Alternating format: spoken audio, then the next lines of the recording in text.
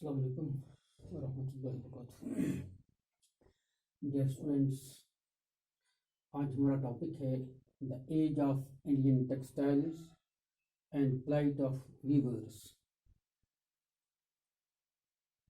जैसा कि कल हम देखते थे कि इंडियन टेक्सटाइल्स जो थी, इंडिया का फाइन कॉटन जो था और यहाँ की सिल्क जो थी, इसकी बड़ी डिमांड थी यूरोपियन कंट्रीज़ में, और इस तरह से यहाँ एक वाइब्रेंट ट्रेड जारी था प्री कॉलोनियल पीरियड में।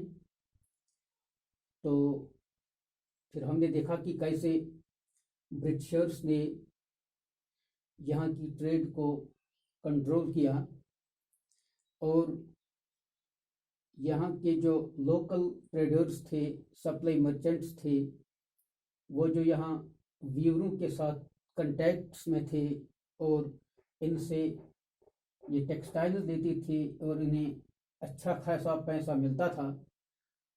तो लेकिन जब धीरे धीरे ब्रिटिशर्स ने, ईस्ट इंडिया कंपनी ने अपना कंट्रोल संभाला, तो इसने इस पूरी ट्रेड को कंट्रोल करने की कोशिश की और इसके लिए उन्होंने जो सूरत पोर्ट, जो एक मशहूर पोर्ट था जहाँ से ट्रेड होता था रेड सी और गल्फ कंट्रीज, गल्फ सी, यहाँ से दूसरे कंट्रीज तक ये ट्रेड जाता था और सूरत का पोर्ट बहुत अहमी पोर्ट था। लेकिन जब ब्रिटिशर्स का कंट्रोल हुआ तो वो पोर्ट जो है वो डिक्लाइन हो गया, वहाँ से कोई अब एक्सपोर्ट नहीं होता था और अपने मकासद के लिए ब्रिटिशर्स ने बॉम्बे और ये जो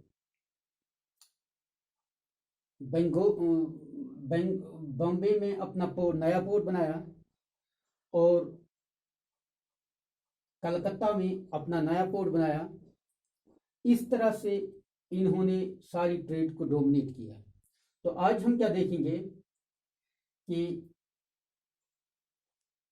इस दौर में अब वीवर्स के साथ क्या हाल होता है जब पूरी ट्रेड को ब्रिटिशर्स कंट्रोल करते हैं।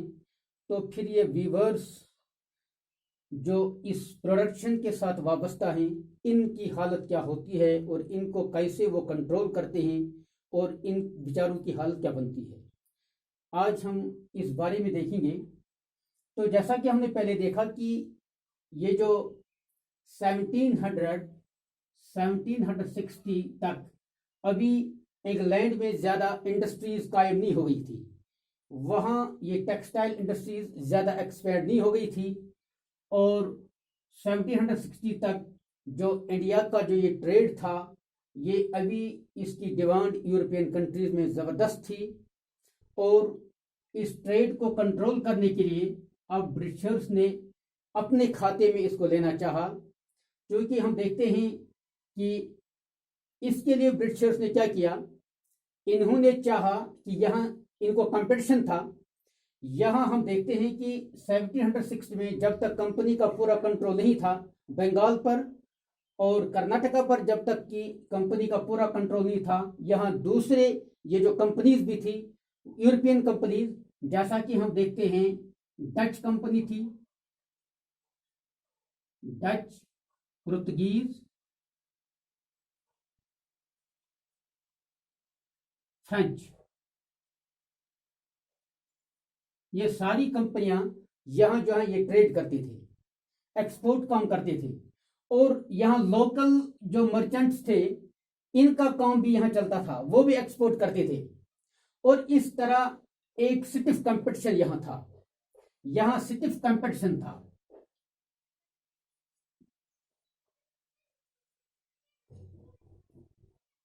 और रेट्स जो थे वो भी अच्छी थी और अब वीवर्स के लिए या सप्लाई मर्चेंट्स के लिए, अब टेक्सटाइल्स के लिए यहाँ बेस्ट बायर्स अवेलेबल थे। यानी यहाँ कंपटीशन जब था तो हर एक कंपनी जो थी वो इस माल को लेना चाहती थी और वो एक से बढ़कर एक से ज्यादा कीमत देना चाहती थी और ताकि वो माल हासिल करे, ताकि उसको प्रॉफिट मिल जाए।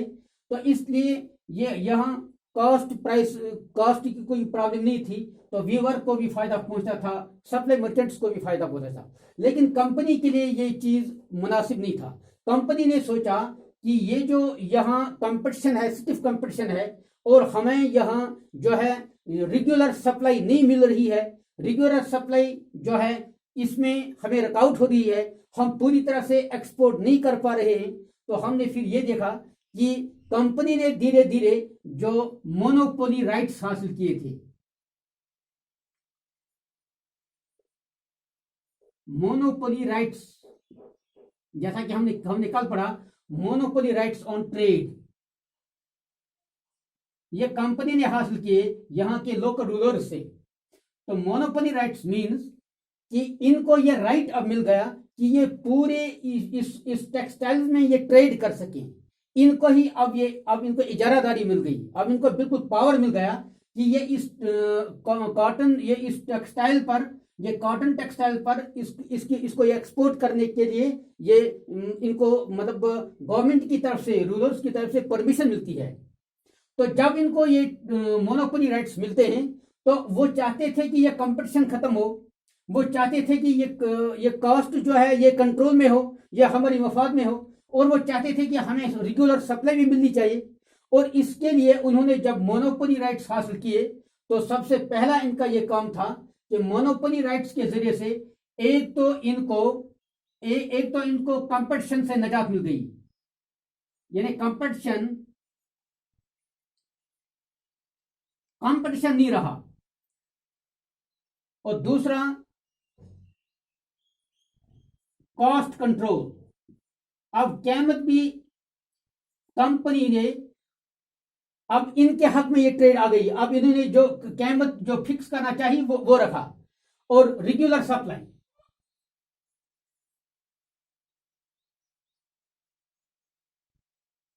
तो हम देखते हैं कि जब ये दूसरी कंपनियां यहां थी तब तक ईस्ट इंडिया कंपनी को ये चीजें मैसर नहीं थी, और वो बराबर अपने गवर्नमेंट को लंदन में वो अक्सर अपने लेटर्स भेजा करते थे, और वो यहाँ की ट्रेड के हवाले से सूरत हाल के मुतालिक वो अपनी गवर्नमेंट को आगाह करते थे कि हमें यहाँ डिफिकल्टीज हैं। और ये डिफिकल्टीज को दूर करने के लिए अब कंपनी ने जब मोनोपोली राइट्स हासिल किए तो अब कंट्रोल मिल गया, अब पॉलिटिकल पावर भी इनके हाथ में आ गया, अब बंगाल पर और कर्नाटका पर इनका पूरा कंट्रोल हो गया, अब पूरी ट्रेड को इन्होंने डोमिनेट किया, अब कंपटीशन भी नहीं रहा, कॉस्ट भी कंट्रोल हो गई, और रेगुलर सप्लाई भी हो गई। और इसके लिए ये चीजें करने के लिए इन्होंने क्या किया, इन्होंने अब जो ये जो बीच में जो ये पुर्तगीज, स्पेनिश और ये डच कंपनियां जो थी, या जो लोकल यहाँ मर्चेंट्स थे, इनको बीच में से हटाने के लिए अब कंपनी ने क्या किया, नंबर एक, इन्होंने इन तमाम ये जो इनको एलिमिनेट किया, इन्होंने एलिमिनेट किया लोकल मर्चेंट्स को।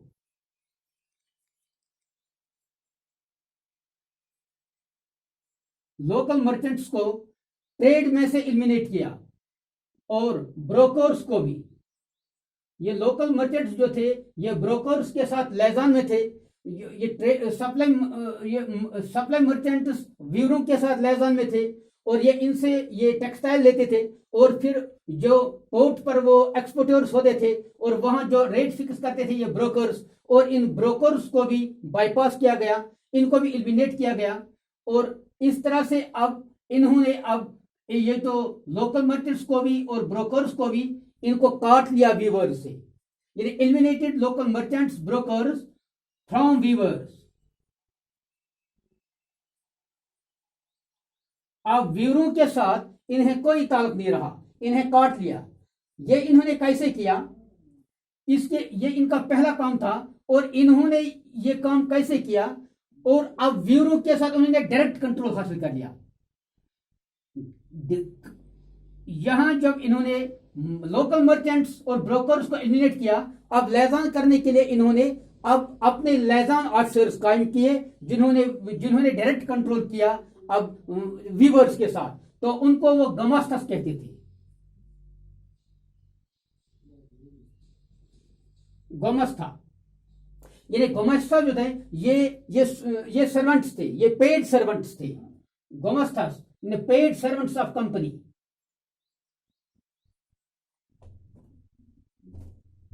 ये पेड सर्वेंट्स थे कंपनी की तरफ से, और ये सुपरवाइज करते थे। एक तो ये तो सप्लाई करते थे, इनका काम था सप्लाई द क्लॉथ।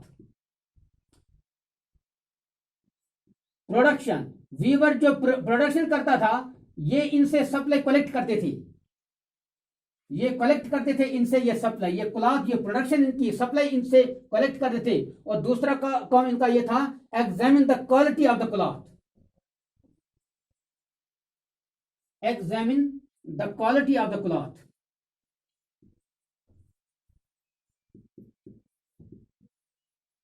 और क्लॉथ जो बनता था इसको भी वो एग्जामिन करते थे कि इसकी क्वालिटी में कोई फर्क तो नहीं। तो इस तरह से दूसरा काम इन्होंने क्या किया, अब और एक काम जो इन्होंने किया, अब व्यूअर के साथ इन्होंने जो कांटेक्ट किया, ये कांटेक्ट को अब रेगुलर करने के लिए इन्होंने क्या किया, ए सिस्टम ऑफ एडवांसेस इन्होंने शुरू किया।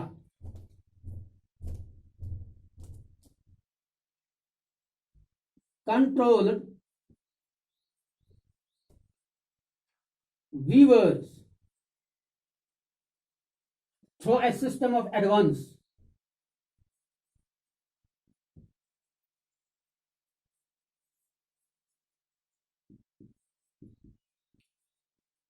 यानी अब इनको लोन देते थे, लोन देकर इनसे ये काम कराते थे। अब ये वीवर जो थी ये सारे के सारे अब इनके खाते में आ गई। और दूसरा, अब जब इन वीवर्स को लोन मिल गया, अब इन्हें ये एक कंडीशन रखी गई कि ये किसी दूसरे बायर के हाथ अपने माल को नहीं बेच सकते हैं। और इनको रेस्ट्रिक्ट किया गया कि ये जब जो ये प्रोडक्शन करेंगे, ये प्रोडक्शन अब इनको सिर्फ कंपनी के हवाले करनी है, ये कंपनी के जो एजेंट्स हैं इनके हवाले करनी है। और ये किसी लोकल बायर को, किसी सप्लाई मर्चेंट को या किसी कंपनी के बगैर किसी दूसरे बायर्स जो हैं इनको ये अब ये माल नहीं दे सकते हैं, टेक्सटाइल नहीं दे सकते हैं। इनको सिर्फ ये हमारे एजेंट के हवाले करना है और ये कंपनी तक ही पहुंचना चाहिए। और इस तरह से इन्होंने इनको फंसाया कि एडवांसेस देकर इनको ये ट्रेड जो सारे का सारा जो था कंट्रोल कर लिया। और वीवर्स को भी इन्होंने अपने कंट्रोल में कर लिया, इनको दूसरे बायर्स से काट लिया, ताकि इनको जो अब तक कंपटीशन था प्राइसेस का, जो अब तक ये मतलब इनको रेट ठीक मिलता था, इनको बेस्ट बायर्स अवेलेबल थे। लेकिन अब ये फंस गए कंपनी के इन मतलब कंपनी के ये ट्रेडर्स जो थे, तो इनके हाथों ये फंस गए। अब जो वो रेट फिक्स करना चाहते थे उसी में इनको ये अपना माल बेचना था। अब क्या हुआ, अब ये गुमास्ता जो थे, ये गुमास्ता इनके पास जाया करते थे। अब जब इनको एडवांसेस मिल गए, लोन्स मिल गए, तो किसी थोड़ी देर के लिए तो इन वीवरों ने तो ये जो मतलब इसको समझा कि ये बेहतर चीज है। लेकिन जल्द ही इनको एक दूसरा ऑर्डर निकला, वो ये था कि इन्हें ज्यादा से ज्यादा प्रोडक्शन करने के लिए कहा गया। और ज्यादा से ज्यादा प्रोडक्शन करने के लिए जब इन्हें कहा गया, ये गुमास्ता जो पेड एजेंट्स थे ये इन्हें धमकाते थे, डराते थे कि आप डिले करते हैं काम में, प्रोडक्शन में आप डिले करते हैं। और इसलिए अब ईस्ट इंडिया कंपनी ने इन्हें यह भी कहा कि आपके पास जो लैंड है, इनके पास, इन वीवर्स के पास कुछ लैंड भी हुआ करती थी, थोड़ी सी जमीन होती थी जिससे वो अपनी फैमिली नीड्स पूरी करते थे। लेकिन अब इन्हें कहा गया कि आप इस लैंड को लीज पर दे दो, यानी इस लैंड को लीज पर दे दो और अपने आप को सिक्योर करो। आप सिर्फ वीविंग के लिए, क्लॉथ को प्रोड्यूस करने के लिए, इसको वीव करने के लिए आप ज्यादा से ज्यादा काम करो। तो और लैंड जो है आपकी, ये इसको लीज पर दो। अब वीवर्स बेचारों ने इस लैंड को लीज पर दिया, जिससे इनकी फैमिली नीड्स किसी हद तक पूरी होती थी। जब लैंड को लीज पर दिया गया, अब इन्होंने अपने मतलब बच्चों को भी, अपनी औरतों को भी और खुद भी, ये सारे के सारे अब वीविंग में लग गए।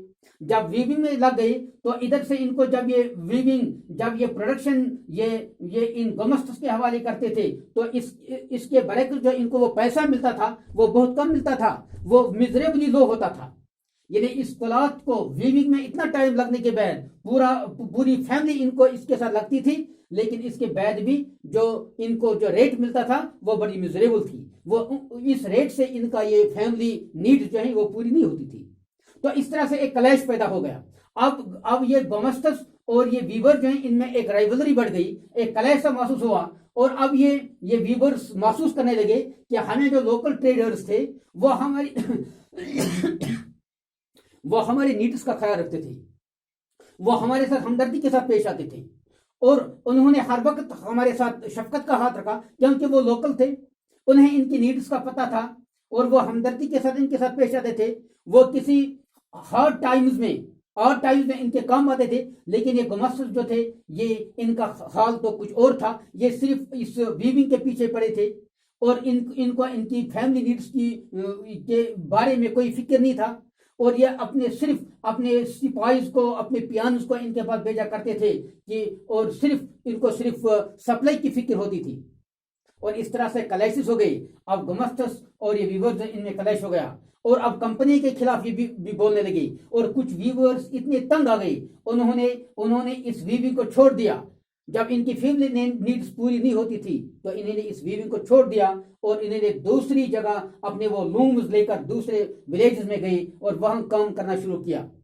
तो इस तरह से और एडवांस लूम्स लेने से इनकार कर लिया। और इस तरह से हम देखते हैं कि बंगाल और कर्नाटका में बहुत से जो ये वीवर्स थे, ये बेचारे अब इन्होंने ये काम वीविंग करना छोड़ दिया और ये एग्रीकल्चर लेबर्स के तौर पर अब काम करने लगे, क्योंकि इनकी घरेलू हालत जो थी ये रोज बरोज खराब होती गई। तो इस तरह से हम देखते हैं कि किस तरह ईस्ट इंडिया कंपनी ने पूरी तरह वीवर्स को किस तरह एक्सप्लॉइट किया और इस ट्रेड को कैसे अपने खाते में डाला और किस तरह से ये जो यहाँ कंपटीशन को किस तरह खत्म किया और किस तरह इस रेगुलर सप्लाई को इन्होंने ये दो इंश्योर किया और अपने खाते में जो नए पोर्ट्स जो इन्होंने बनाए थे किस तरह से इन्होंने ये सारी ट्रेड को कंट्रोल कर लिया। ये इनकी कॉलोनियल इंडिकेशन थी, ये इनके कॉलोनियल डिजाइन्स थे और इस तरह से इन्होंने ज्यादा से ज्यादा प्रॉफिट्स यहाँ लिए और यहाँ की ट्रेड को एक्सप्लॉइट किया, टेक्सटाइल्स को एक्सप्लॉइट किया, यहाँ के आम पीजेंट को, आम इन वीवर्स को, इनको एक्सप्लॉइट किया। तो आज के लिए ये काफ़ी है। तो इंशाल्लाह कल हम आगे जाएंगे, तो आगे देखेंगे आगे क्या होता है। तो आज के लिए काफ़ी है।